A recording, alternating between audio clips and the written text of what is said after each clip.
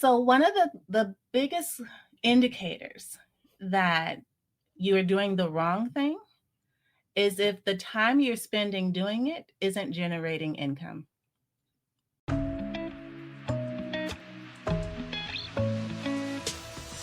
Hey, I'm Tine, your pivot and pay strategist. I help Black women double their income by leveraging their existing skills. I am all about getting Black women paid, whether you're an employee or a business owner. And you're listening to the Getting Black Women Paid podcast. Let's go.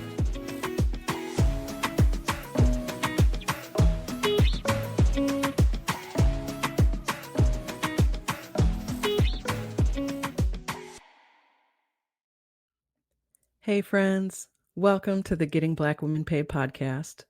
I'm your host, Tine, your pivot and pay strategist. And today we have an incredible guest for you. She and I had a great conversation about business owners doing too much and how to start delegating that work out to others. If you're spending time in your business on tasks that do not generate revenue, then you don't want to miss this conversation. Before we get into it, let me tell you about our guest. Renee Hastings is the president and CEO of Executive Help Now, a virtual assistance service agency. She and her cohort of managers, specialists, podcast producers, and executive assistants provide administrative support, social media engagement, video podcast production support, and business consulting services to small business owners, content creators, show hosts, and busy executives. Renee's entrepreneurial journey started in 1996. Against all odds, she holds a degree in business management. She's been a Dale Carnegie leadership training coach, and she's appeared on NBC's KCRA News 3 discussing the pandemic, business owners, and virtual assistants. Renee is now a sought-after inspirational speaker, podcast host, successful entrepreneur, philanthropist, and small group Bible study coach, leading women along their spiritual journey. Leveraging over 15 years of administrative and business experience, Renee and her team give busy executives the ability to eat more meals at home, take more vacations, and increase their productivity. Because life's too short to schedule your own meetings, book your own travel, find your own guests, produce your own show, and check your own emails. So, without further ado, let's get into the conversation.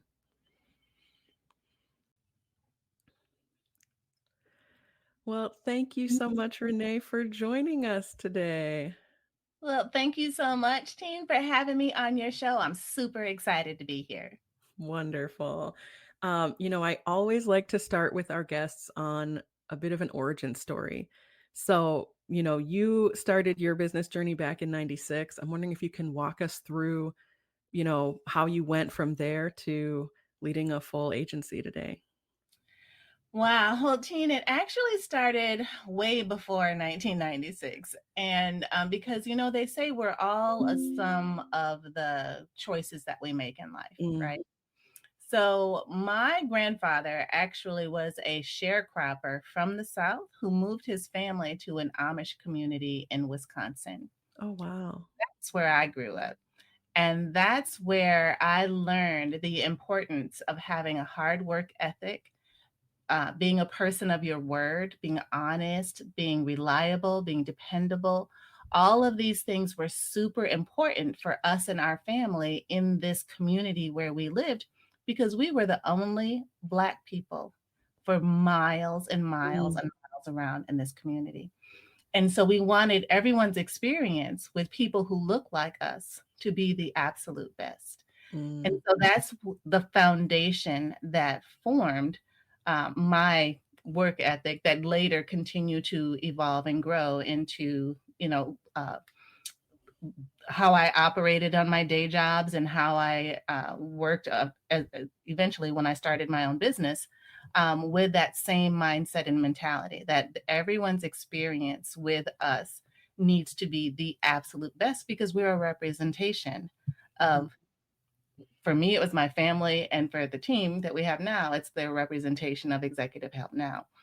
And so there's a whole story that goes along with that foundation, because as I got older and my mom, who was a single mom, left the farm that she was raised on as well, and moved us to Madison, Wisconsin. Madison had a summer youth employment program where they got kids off the streets and gave them opportunities to look for work and, or not look for work, but be assigned to different Yeah. jobs to see where their natural gifts and skills and talents kind of showed up. And my first job was for Madison Urban League.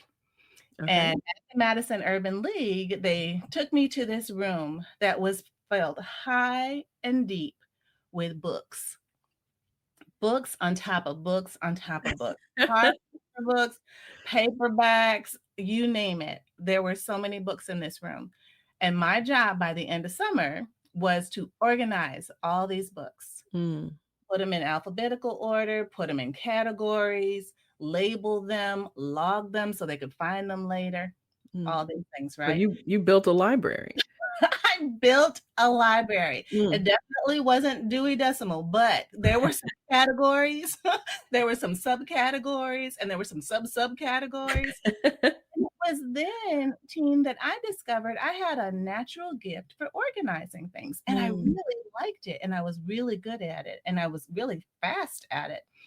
So the job was done. By the end of summer, we had an entire library at the Madison Urban League, their very first, and people could find what they were looking for because Yeah. I kept a log of where everything was located. I was 12 when this No. I was 12. So this is Wow. kids who couldn't get work permits. And so that through the program, we could actually work though. So the following year, they assigned me to a company called Norrell Temporary Services. Mhm. And Norrell Temporary Services is a temporary employment agency, and the owner of the franchise was a Black woman. And when my job was to hand out the applications to the people looking for work, then take them back and key them all into the computer.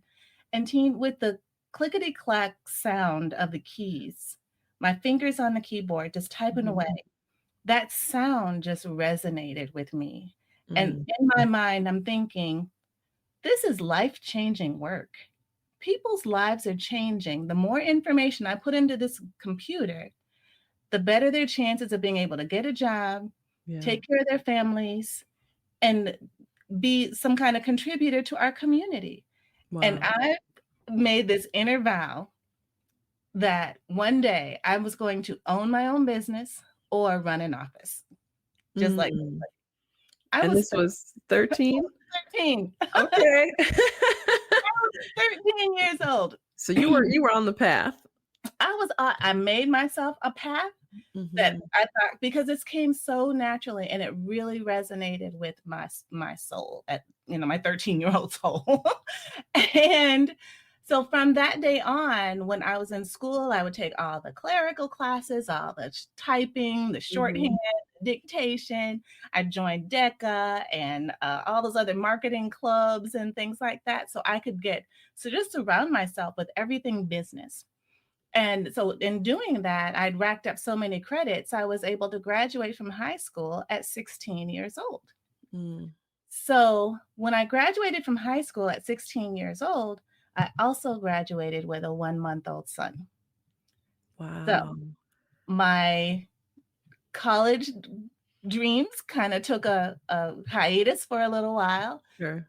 I did later go back and earn my degree as an adult, but I immediately knew I had to take care of my son. Mhm. So fortunately, I now had at least 3 years of experience working, because I was able to transfer those skills that I had learned not only on those summer programs, but also in my um, at school, to Right. now a real full-time day job working for the state of Wisconsin during the day, and then working for the phone company, Wisconsin Bell, at night. There is no more Wow. Wisconsin Bell now, but um, uh, it was through those experiences through those challenges that I was able to form a basis to grow from and strive to get better at my craft. I call it a craft. I didn't call it a career because it was just every day was something new that I was learning. And I was making very good money as a teenager, the same kind that grown-ups were making. Um, and it was because I put such an emphasis on being excellent, Yeah. that my grandfather gave me, and Yeah. having a strong work ethic, and being almost a perfectionist for, on some level because of our family name that was connected to all the work that I put out. Does that make sense? Absolutely.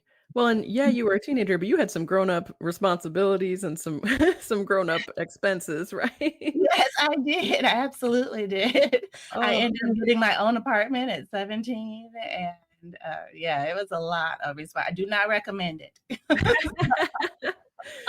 Oh, wow, but what an incredible story. Thank you for sharing that with us. I wanna touch on a few things that you mentioned. Um, one is just that you had the opportunity to really explore what things you were good at, what things you really enjoyed doing, and you found meaning in that kind of work. You could really see, how it's impacting your community, how it's impacting people's lives. I love that that you took that experience and turned it into so much self knowledge and motivation, right? Because a lot of us could just be like, "Oh, I have to do this summer job, you know, I, Right? I got to do this program, and now they're going to make me do this." But you really took that on as a way to learn about yourself and learn about what you love to do, and then you honed that. I love that. Well, yeah, And and don't forget the money. Yeah, there was there oh, was yes, money. yes. I'm the daughter of a single mom. Yeah, we need money. Yeah, a little bit of an incentive there, absolutely. Yeah, Um, so I look forward to going to work. yeah, and another thing that I think will really resonate with our audience is when you mentioned, being the only Black family in a community, everything you do feeling like you need to be a representative, not Yeah, just of your family now, but also of your race, right? This you might be the only Black person this other person ever meets or at least has met. yeah. And, that can be a lot of pressure, but Mhm. I do love that you kind of turned that into, this is how I developed my work ethic. This is the kind of experience I wanted people to have when they interacted with me. Yeah. Um, and as you talked about the family name, that really resonated with me because, my father's a Yoruba man from Mm. Nigeria. And, you know, when you're raising kids in Nigeria, you'll be like, hey, if you're going to keep acting like that, you got to change your name, right? That like your name carries meaning and you're representing your family in everything you do. So Yes, oh, I as wasn't expecting that origin story to take me on such a journey, but I'm really so pleased you shared that with us. yes. Um, Well, it's been my grandfather was truly an amazing man, and, he was the one of the hardest working men that I have ever known in my entire life, and, so anyways, it really stuck with me and definitely, formed me into who I am and how I operate today Absolutely. on many levels. Yeah. And I know a lot of us we have that strong work ethic and maybe some of that perfectionism you mentioned. And so Mhm. I'm wondering, I think especially for Black women, who feel like we just have to do everything ourselves to be Mhm. taken seriously, you know, um, I'm wondering, what you can say to our listeners to help us understand, like, why is it important to delegate, and how do we do that? How do we start to let go, or even decide what things to let go of to be able to show up as our best selves? Right. That's a great question. My mom always said to me growing up, you can do anything you put your mind to. She also said that as a Black woman, you are going to have to work twice as hard to be considered half as good. Yeah. And that actually did turn to be true.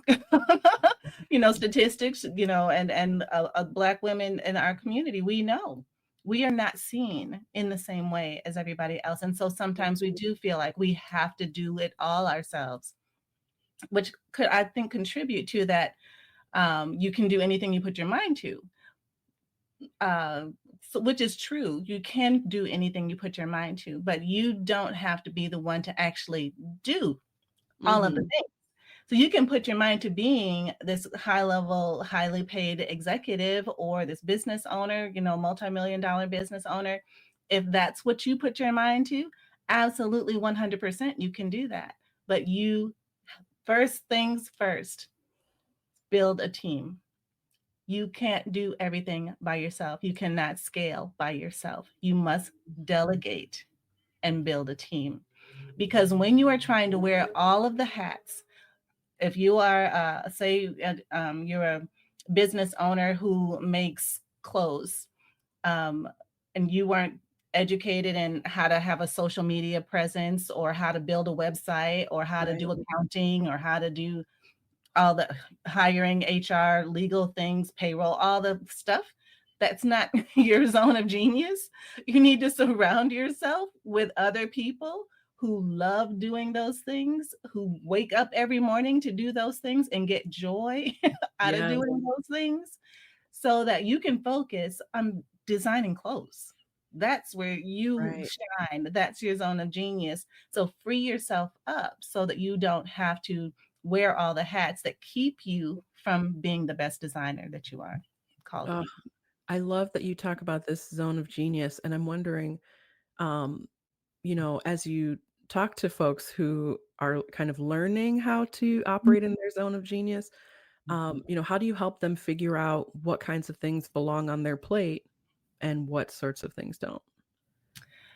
So one of the biggest indicators that you are doing the wrong thing is if the time you're spending doing it isn't generating income. Could you say that one more time? Say it again for the people in the back. Yes, please. If you are spending your time doing things that are not generating income, you should not be doing it. Mm, Somebody else should be doing that activity so that you can focus on the things that will make money for your yeah. business. That's where you need to focus. I love that. It's such a simple answer, but it is so powerful because how many of us are spending most of our time figuring out social media content and the newsletter and the what have you, and it's like, what are the things that are going to bring in the dollars? I love That's that. right, right. Because if you think about it, so say you're a business owner and you make $300 an hour. Now, is that a $300 an hour newsletter that you're creating? Is that going to bring Mm, in that $300? Or would that be better served by someone who's, first of all, skilled in making newsletters right, and someone who loves making newsletters and can whip one out in, a very short amount of time, whereas it might take you all day to make a newsletter. right. You know what I mean? So there's a time value associated with the activities that you are doing. Mm, Where is the best use of those dollars? yeah. Yeah. And, I'm thinking about our listeners. I'm thinking of the woman who is hearing this and saying, you know what? I don't have the money to build a team. I can't be employing anybody yet. I'm stretched thin, but this all sounds too hard. I'm Mm, wondering what's a small step someone can take? Like what's something that someone listening now could do this week mhm. towards this kind of delegation that you're talking about? So one of the things I would like to encourage women to do is to look at if finances are an issue, look at the colleges and universities that are around your area. Mhm. Is there a job board where people are looking for work or to gain some experience? Maybe you could reach out to them, and that could be a fit for you just to kind of take it off your plate, where it's because it's not certainly enough for a full-time job or even a part-time job, but it's something that someone could do a couple hours a week to Mm. lighten your load, help you out. They get some experience, you get some support, and it's something that you can now use that time you were taking to make the newsletter to go and focus on some money-making activities. Oh, yeah, that's a great idea. Yeah. And I'm wondering if you can kind of just illustrate for us like what this kind of transformation can look like. If there's a client story you have or just someone who was, stuck doing everything but Mhm. then brought on your team and then everything changed. Like, what does that look like? Yes. So one of the clients that I love to talk about is our client named Katie. Katie is the owner of an IT services company that serves the senior living community. And she's Mhm. been doing it for years. I believe she inherited it from her family. So it's been in her family for a very long time. And she's doing an amazing job running this business. But she was doing everything. Mhm. And when I reached out, so our paths crossed many years ago. And then when I started promoting the business out on LinkedIn, that sort of thing, we reconnected. And she was like, I might be able to use your services. Let's have a conversation. So she explained to me how she's trying to run the business all day, bring in new clients, but at the same time, she still has to do payroll. She Yep. has these contractors working with her. That the payroll system is manual half the time. They may or may not submit their sheets on time. Then she's got to do this Mhm. manual calculation and transfer it from this spreadsheet to that program. And it takes a long time, and on top of doing all the marketing and all of the sales and all of the other things that go along with running your own business. She said, if y'all could just do the payroll for me, let's just start there, Mhm. then that would really help me a lot. And so she explained to us her current process and what she was doing, and we repeated that for her. And at the very time that we were to turn over to her what we had done, she was able to process payroll with the click of one button because we were the ones that engaged with the contractors. We got the time, we put it in the spreadsheet, we transferred all the information. All Mm. she had to do was press one button and payroll was processed. And so when I reached back out to her after that experience, she literally had tears in her eyes. And she said, I can't believe I've been doing everything by myself for so long. And Yeah. you were here the whole time. All I had to do was press a button and payroll was processed. I didn't have to worry about anything. And so Mm. from that moment on, she realized the value of bringing on support for herself, not for the team, but for herself to free herself up, Yeah. to give her more capacity. These are hours she did not have to spend doing this activity. With those hours, she was able to focus more on the things that were important to the business or planning a vacation for the family or Mm. Right? with her kid, whatever she wanted to do. These Mm. were, this was now found time that she had. And since then, that was probably I'm going to say almost 3 years ago. I think we just celebrated an anniversary. Wow. Um, but she has been so faithful and such an advocate for us and has actually grown her support. She now has 3 assistants working with her, one in the bookkeeping and the other on project management and the other Mm. on her social media. And so it's been a wonderful experience for her, and we continue to streamline her processes and share offer suggestions for how to do things better, more efficiently, more cost effectively, that sort of thing.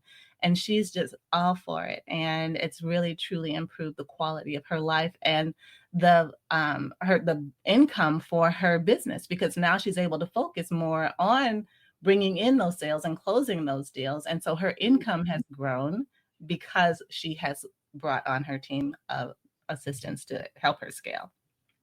Wow. I'm so glad you shared that story. I mean, while you were describing what she was doing before, I was getting stressed, right? Like I started feeling my heart rate going up, like, and when you said the words like one click of a button, Yeah. the So relief that I felt, and I'm not even there, right? I'm not I'm not her. But just the idea that something that's taking up so much of not just your time, but your energy and your stress, and you're thinking about it when you're not doing it and all that stuff, to be reduced to let me click this button and someone else has handled it. yeah. That's incredible. I hope that story has inspired others listening, because there are so many pieces of running a business that we feel like we just have to do it because it's there and it needs to get done. And there Right. are other ways to get that done. Ugh. Yeah, absolutely. And one of the things that that our clients really value about how we operate is that our packages start at just 10 hours a month. So Mm, if you have any sort of budget, starting at 10 hours a month, that is a way to get your feet wet so that you can understand what this life could be like for you, and then slowly move up if your schedule or if your needs call for it. mhm. But we reduce the barrier to entry by starting with such a low number so that more and more business owners can take advantage of this and Yeah. truly start to feel that relief and improve quality of life by delegating. Oh, I love that because, yeah, I think a lot of us are thinking, well, I can't take on an employee, like a full-time Mhm. person. But yeah, like having that, let me ease into it. Let me do 10 hours a week and see how it goes. And then I'm Mhm. sure once you got that 10 hours back in your life, you'll Yeah, be able to start creating more profit and then you'll be able to afford more assistance. I love that. I love that you've created that or lowered that bar to entry, as you said, for folks to really be able to start in even on a lower budget. I love that. yeah, yeah, I love it. Before we close out, I do want to ask, in terms of, when we're delegating things, we're having to become leaders, right? If you go Mhm. from a solo entrepreneurship venture to now I'm delegating these things, now you're having to lead others. And so I'm wondering, what's something you've learned over time about leadership that helps you to show up strong without burning out? One of the most important lessons I've learned is that my assistant cannot read my mind. Mm, I have to communicate, I have to share, I have to sometimes it takes a level of vulnerability, and humility to be a great leader, and that's super important because when your team knows that you care about them and that you want what's best for them, so you wanna set them up for success, and the yeah. way you do that is by taking the time to explain, taking the time to answer questions. Hmm. All of these things lead to being a really great leader because your team knows that you care about them, you care about their success, and so they want to make you look good. And so it's a wonderful reciprocal type relationship when you take an interest in them and you take the time to share information and not just assume that because you've been doing this for so long that they automatically know how to do it Right. your way or you know and they don't. You have to take Right. that time on the front end to prepare them, help them understand, because that's what our team does. We seek to understand what your current situation is, what's right, what's wrong, how you want it to be different, Yeah. so that we can then operate and get you to that place that is different. Oh, I love that. And for anyone who is listening, maybe they're still on the fence about, hiring more support. I'm wondering if you can tell us about a resource you have called the "What Can a Virtual Assistant Do for You" flipbook.